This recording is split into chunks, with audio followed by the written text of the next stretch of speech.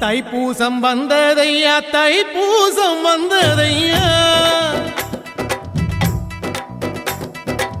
தைப்பூசம் வந்ததையா தைப்பூசம் வந்ததையா கரையெல்லாம் மேகம் வந்து நீராட்டும் நேரமையா ஆண்டி குமரனுக்கு அபிஷேகம் நடக்குதையா சந்தனம் பன்னீரும் திருநீரும் மணக்குதையா பழனிமலை யானே என்று பக்தியோடு பாடுகிறோம் பழமாக இனிப்பவனை பசியார பார்க்க வந்தோம் பால்முகத்தை பார்க்க வந்தோம்